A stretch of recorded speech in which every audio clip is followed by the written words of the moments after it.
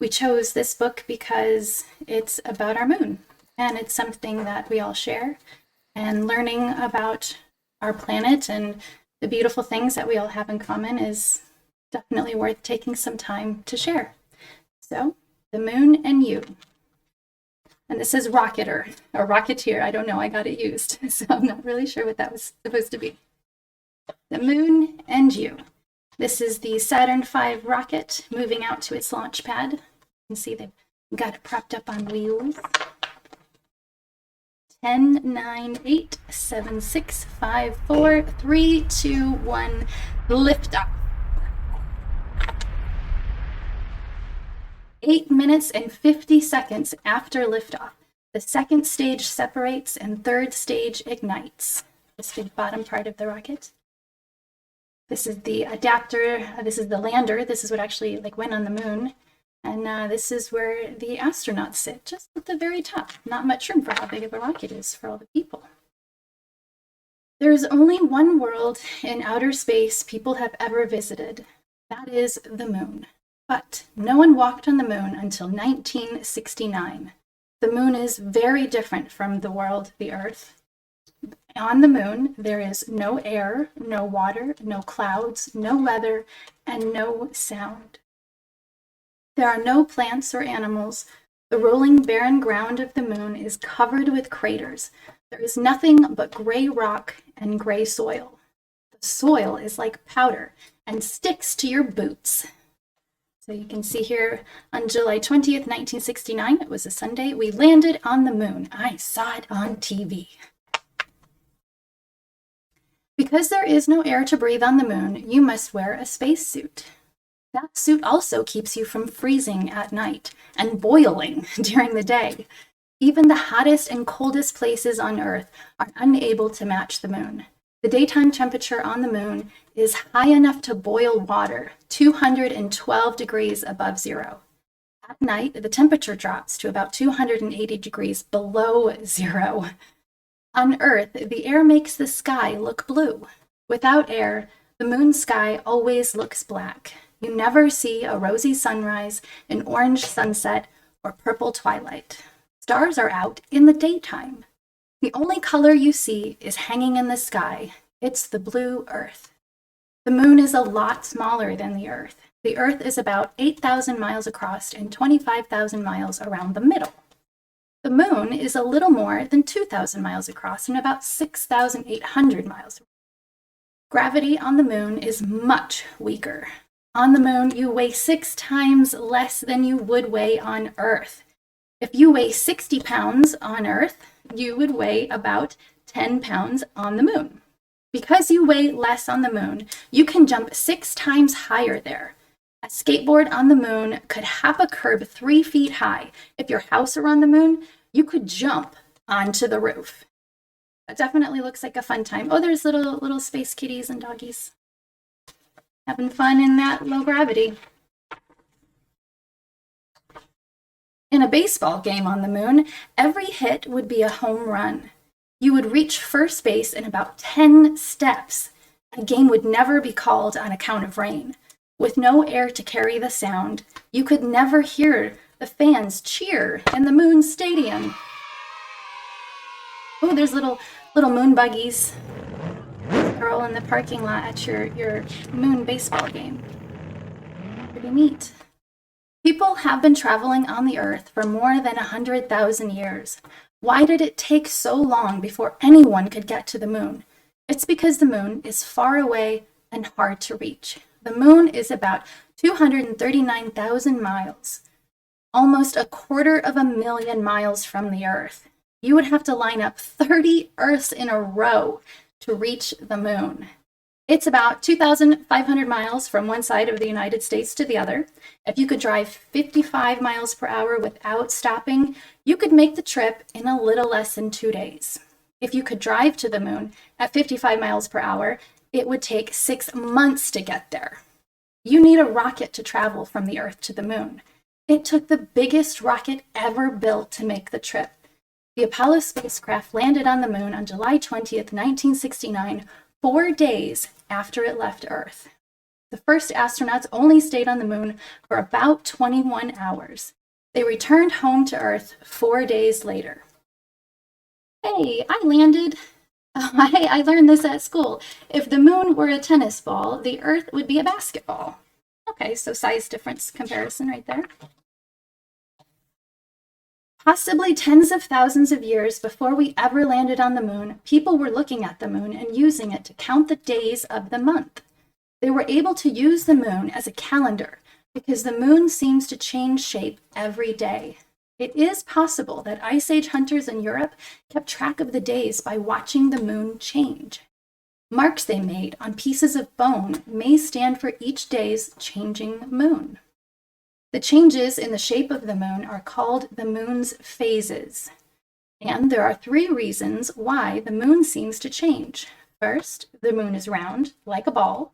Second, the moon shines or kind of reflects-ish, like a mirror, but it gives off no light of its own. Sunlight bounces off its surface. And third, the moon travels around the Earth. If the moon were like a light bulb and glowed with its own light, it would look the same from every direction. You can walk around a lamp without a shade and see that the light bulb's shape doesn't change. With a balloon and a flashlight, you can see for yourself why the moon shines the way it does.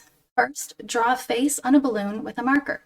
Next, fasten the balloon to the end of a ruler so that the face is looking at you when you hold up the ruler. Ask someone to hold a flashlight at the far end of a dark room. When the flashlight is pointed towards you, it acts like the sun. You are like the Earth, and the balloon is like the moon. Start by holding the balloon out towards the flashlight with the face towards you. The balloon's face is completely dark. As you turn around slowly, more and more of the face has light on it. By the time you turn half of the way towards the opposite direction, half of the face is shining. If the balloon were flat like a pizza, its shape wouldn't change this way. If you didn't move the balloon around you, it wouldn't change at all. Light is always reflected from half of the balloon. How much light you see depends on where the balloon is and where the flashlight is. Keep turning until you're facing completely away from the flashlight. Now, the face on the balloon is looking backward towards the flashlight, and the balloon's face is fully lit. And the other side, the side you can't see, is dark. If you keep turning, the light on the balloon's face will disappear. When it's all dark, the balloon and you will be back where it started. Sunlight is always falling on half of the moon and on half of the Earth too. We say it is daytime on the half of the Earth that is in the sunshine. On the dark half, we say it is night. Half of the moon is also in daylight and half is in night. When the moon is in the same direction as the sun, the dark half of the moon faces us here on Earth. We can't see any moon at all. We call this phase the new moon. If the moon never moved from this place, we would never see it. The moon does move, however, and the path the moon follows around the Earth is called its orbit. Each day, it moves a little along that path. It is always round, like the balloon.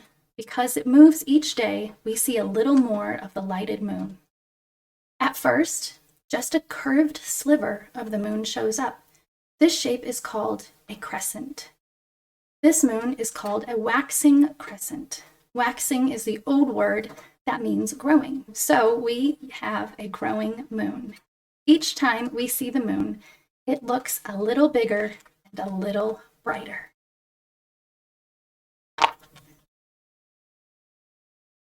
A week or so after new moon, half of the moon, the right half, is lit. Sometimes people call it a half moon. This phase is known, however, as first quarter. The moon is 1/4 of the way around its path and 1/4 of the way through its set of phases. When it goes all the way around, it will be back at the place for new moon. A few more days go by, and the moon fills out more. Now it looks kind of oval. When the moon has this shape, it is called a gibbous moon. Roughly 2 weeks after new moon, the moon reaches the side of its orbit farthest from the sun. Now the bright moon has the shape of a complete disk. This is the full moon, and you can read by its light. If the moon did not bulge, or if the moon did not budge from this spot in its orbit, we would see a full moon every night. But the moon keeps moving. As it shifts back towards the sunlight is steadily shaved away. Now we say the moon is waning. Waning is the old word that means shrinking. And in this half of the cycle, we have a shrinking moon. At first, the waning moon is a gibbous moon again, a little less round. About a week later, the full moon, there is only half moon left. Now it is the left half that shines. This phase is called last quarter. It marks the beginning of the last fourth of its cycle. By the time 2 or 3 more days go by, the moon looks like a crescent again. This is the waning crescent, and soon there will be no moon at all. Visible moon. By then, we shall go back to a new moon. When I face left, I grow or wax. Soon you'll see me at my max. When I wane or shrink as I face right, I'll soon be new and out of sight. We're like bookends of the full moon. Okay, that's pretty cute. Oh, down there, the little bookends. We can see how long it takes the moon to go through all of its phases by counting the days from one new moon to the next. It takes the moon 29½ days to go through the whole set. If you look at a calendar, you see that almost every month is about this long. Most months have 30 to 31 days. People used to count the days of the month by watching the moon. That's why a calendar month lasts closely 29½ days. Oh, you can see the Egyptian god Osiris and his son seated in the moon disk. And what looks like somebody riding on a crocodile. Because each month the moon grows bright, then shrinks and disappears, and then appears again as a fresh new crescent, the Egyptians said the moon was the god Osiris, who died and came back to life. The moon seems to come back to life every month. Oh boy, looks like a fun party.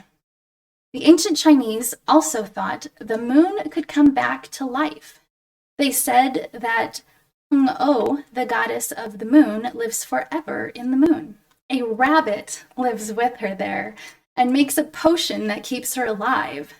The Chinese eat moon cakes in her honor each year at the Mid-Autumn Moon Festival. Welcome to my moon festival party. I would go to that party.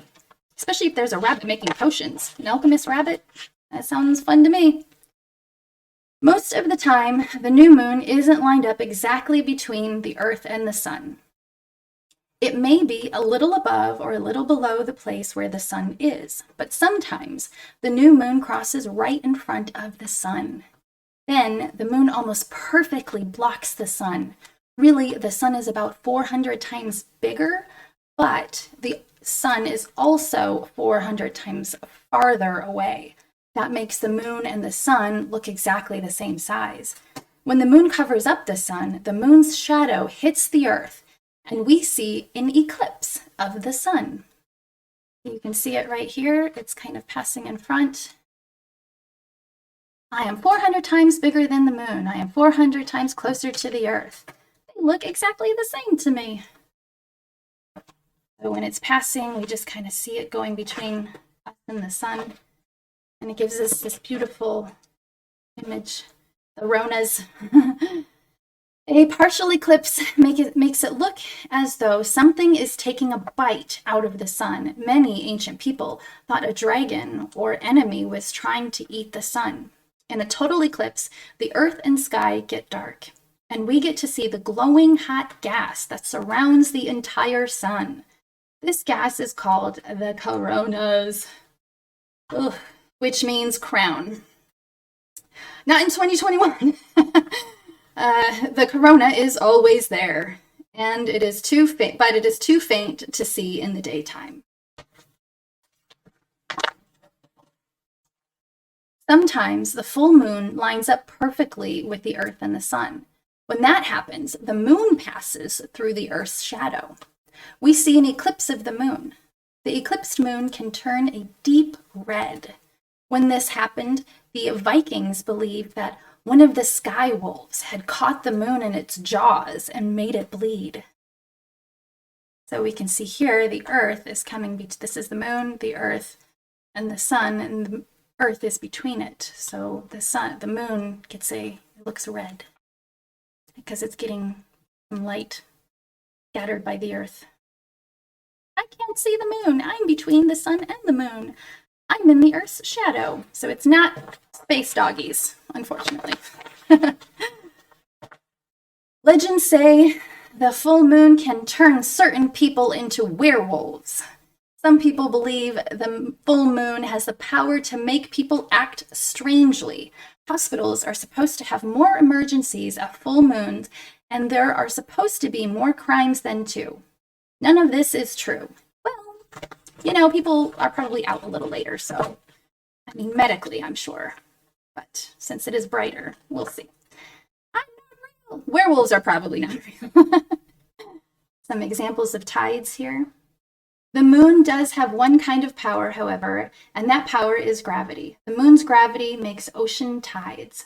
Water flows into two bulges, one on the side of the Earth closest to the moon, and the other on the opposite side of the Earth. This phase of the moon also has something to do with the tides. Each month, the highest tides come at the time of the new moon and full moon, when the sun and moon work together to make the oceans bulge. The gravity, though. When you say the word month, you're really using a word which used to mean moon. People all over the world once named each moon after what was happening in that month's time of the year. The NOAA Indians of New Mexico called one of the cold winter months the ice moon. The month when leaves break out happened in the spring. When leaves started to appear on the trees, 2 months later, it was a time of corn planting, or the moon of corn planting. In the fall, the moon of falling leaves marked the changing seasons of the NOAA because it was time to gather the corn. Other Indians named it the harvest month. Have you heard of the harvest moon? That's what we call the moon in September, around the time it is full. That bright moon provides extra light after sundown and helps farmers work late to bring in the grain, possibly getting more injuries. We'll see. Oh, this is my moon collection. Can you find all 15 moons? I took some time and looked through this, and I really could only find about 10. Some of them are pretty hidden. They might be in some of the scripts. Looks like they have some hieroglyphic type script things in their outfits. At least 5,000 years ago, the ancient Egyptians made a calendar out of the moon's changes. Others, including the Babylonians, the Chinese, the Hindus of India, the Greeks, and the Romans, also based their calendar on the moon. The ancient Maya of Mexico and Central America counted the days of the moon. That's neat, counted the days of the moon. So did the Incas of Peru. The Jewish calendar and the Muslim calendar still use the moon to start and end the month. You can watch the moon yourself and see that its phases don't start and stop with the months in the calendar we use. The full moon doesn't just come at the middle of the month. It can come at any time. Blue moon. Sometimes, but not very often, we get 2 full moons in 1 month. That second full moon is called a blue moon. No one knows why. Now we say once in a blue moon to mean once in a very long time. The moon doesn't really look blue. Most of the time, its color is white. What color do you see when you look at the moon? Maybe it looks silver. You can tell, however, especially when the moon is full, that the moon's color is not even. Some parts are darker. Some people think they can see a face or an animal or an entire person in the light and dark areas of the moon. What do you see?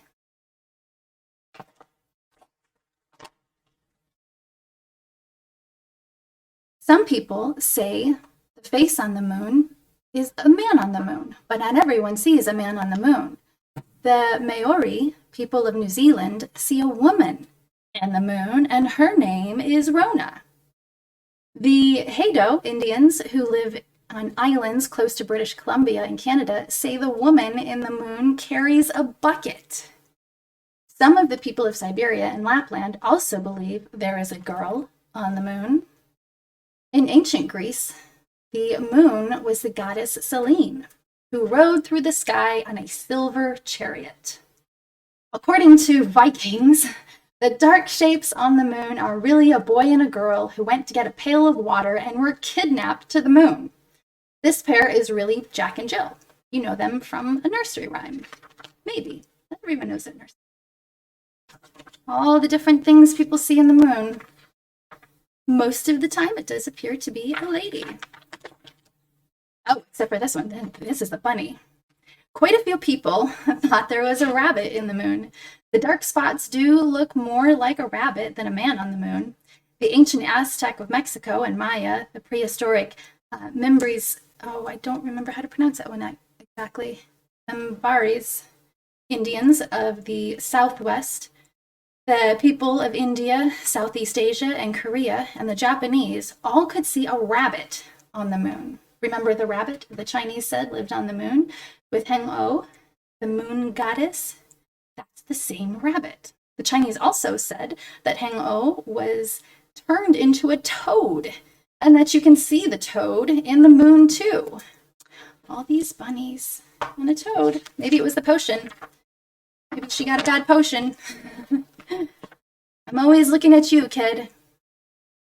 Whatever picture you may see on the moon, it is always the same. The man in the moon is always looking at us. That's because the same side of the moon always faces the Earth. The other side always faces away from us. Why is that? As the moon moves around the Earth, it also turns a little each day. That's how it keeps the same side towards the Earth. The Earth's gravity keeps the moon in its orbit, and the Earth's gravity also has made the moon turn at just the right speed to keep one side facing the Earth. It took billions of years for the Earth's gravity to lock one side of the moon in our direction. If the moon didn't turn this way, we would see different sides of it when it travels around the Earth. So the moon is spinning, but it spins slowly. The Earth spins around once every 24 hours and gives us day and night. The moon spins around once in a little less than a month. This means daytime on the moon lasts about 2 weeks, and so does night. So this is what it would look like if it didn't have that. Or if it moon orbits with slow spin, and this is what it would look like if it didn't. Facing away towards, you can kind of see little faces right there. The other side of the moon is the far side of the moon. It's daylight there when on our side of the moon it is dark at new moon. The far side is all dark when our side is full. No one knew that the far side of the moon, or no one knew what the far side of the moon looked like until 1959, when the Russians sent Luna 3 space probe around the back to take the first photographs of it. It does not have as many dark areas as you can see on the near side. We think that means the crust on the far side is thicker. So far side of the moon, the side that we see, near side of the moon. Oh boy. The bright and dark areas on the moon are really different kinds of land. The bright places are highlands. They are mostly hills and mountains. A telescope shows us many round pits there too. These pits are craters. We find them all over the moon, and almost every one of them was made by a meteorite that crashed into the moon. A meteorite, meteorite, is just a rock from space. When one hits, the explosion hollows out a crater. The large dark areas are even larger. Are we back? Okay. The large dark areas are even larger than craters, hundreds of miles across. They were made by even bigger collisions. It would take something the size of New York's Long Island to carve out one of these basins. Later, long after the moon was hit this way, rock inside the moon melted, flowed out, and flooded the lowlands. It hardened into dark rock, and now we see these vast flat plains. Because they are dark, smooth, and flat, Giovanni Riccioli, an Italian astronomer who mapped the moon with his telescope about 350 years ago, thought they were seas. Even though we know that the moon has no water and is much drier than the driest desert on Earth, we still call them seas. The first people from Earth to set foot on the moon landed on the Sea of Tranquility. Some of the moon rocks brought back to Earth by the Apollo astronauts turned out to be the oldest rocks we know. They tell us the moon was formed about 4.5 billion years ago. The astronauts also did experiments to learn about the inside of the moon. Unlike Earth, the moon is probably all rock. The Earth's core is melted metal. You can see hardened lava and other types of rocks were collected by the astronauts. Some scientists think the moon formed in a crash between the... I just got to point this out. This is the crash. Little bug eyes falling out. It's pretty cute. Some scientists think the moon formed in a crash between the Earth and another smaller world. They were like a pair of cosmic bumper cars. The Earth swallowed up the heavy core of the other world. The lighter outer part of that world was left in orbit around the Earth. Gravity soon pulled it together into the moon we have now. We don't know for sure exactly how the moon first formed. We need to study the moon some more. The last time anyone went to the moon was 1972. Only 12 people have ever walked on the moon. Maybe you will become a moon explorer and go back to the moon to help answer our questions. Maybe then some of those footprints on the moon will be yours. This is a stylized version of a footprint that we've actually left on the moon. Here, men from the planet Earth first set foot upon the moon, July 1969 AD. We came in peace for all mankind. And all humankind.